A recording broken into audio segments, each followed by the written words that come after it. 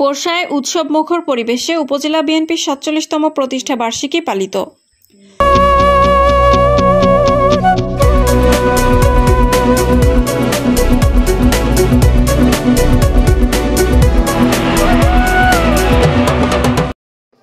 আসসালামু আলাইকুম। এডিপি বাংলার সংবাদে সবাইকে স্বাগত জানাচ্ছি। আমি সুমা আহমেদ। নওগাঁ পোরশা থেকে সুকুমার ঋষির পাঠানো তথ্যচিত্রে দেখুন বিস্তারিত। পোরশায় উৎসব মুখর পরিবেশে পোরশা উপজেলা বিএনপির ৪৭তম প্রতিষ্ঠা বার্ষিকী পালিত হয়েছে। এ উপলক্ষে এক র্যালি ও সমাবেশ অনুষ্ঠিত হয়। সকাল ১১ ঘটিকায় কপালী মোড় নামক স্থানে এ সময় প্রধান অতিথি হিসেবে উপস্থিত থেকে ৩১ দফা বিষয়ে বিস্তারিত আলোচনা করেন সাবেক সংসদ সদস্য বীর মুক্তিযোদ্ধা ডক্টর মোহাম্মদ সালেক চৌধুরী।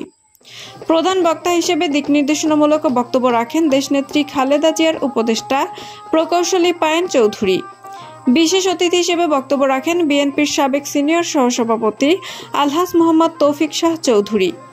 বিএনপির সাবেক সাধারণ সম্পাদক ও ১৮ সালের বিএনপির ১ আসন থেকে মনোনয়ন প্রত্যাশী লায়ন মোহাম্মদ মাসুদ রানা ভাইকে সাবেক সাংগঠনিক সম্পাদক মোহাম্মদ আজাহার আলী, জেলা ছাত্রদলের যুগ্ম সাধারণ সম্পাদক মোহাম্মদ শাহজামান, আবুল কালাম আজাদ ভাই, যুবদল নেতা ইব্রাহিম হোসেন, যুগ্ম আহ্বায়ক পোরশা থানা যুবদল মোহাম্মদ সালাউদ্দিন আহমেদ, যুবদল নেতা মোহাম্মদ রাকিবুল ইসলাম Rakib, union Jubodal Abdul Jabbar, union Jubodal Mohammad Anwar Hossain, Aminul Islam, Nitpur union নেতা মোহাম্মদ জহিরুল ইসলাম, বিএনপির সকল দায়িত্ব পালনকারী নেতাকর্মীরা।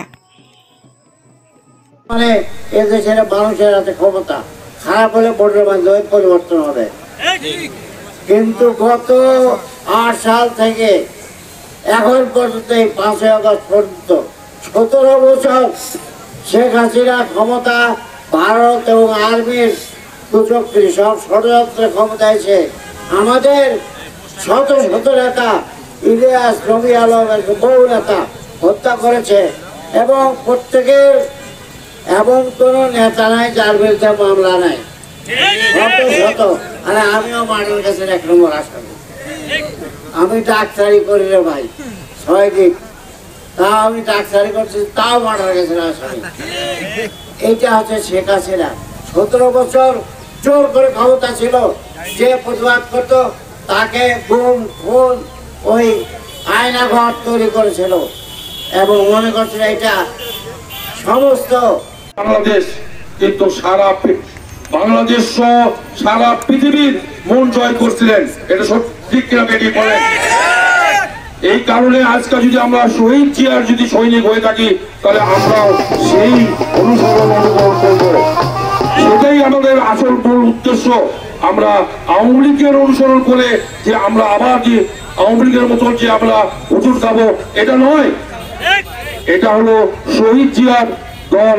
শহীদ জিয়া যেভাবে আমাদের অনুসরণ করছে, আমাদের ম্যাডাম খালেদা জিয়া ৩ বারের প্রধানমন্ত্রী ছিলেন, আপনারা সবাই জানেন।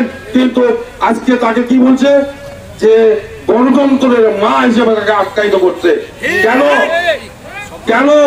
কারণ শহীদ জিয়া যেভাবে দেশ পরিচালনা করছে, খালেদা জিয়া যেভাবে দেশ পরিচালনা করছে, তার ত্রুটি নাই। তারই উত্তরস্বরী আমাদের নেতা তারেক রহমান।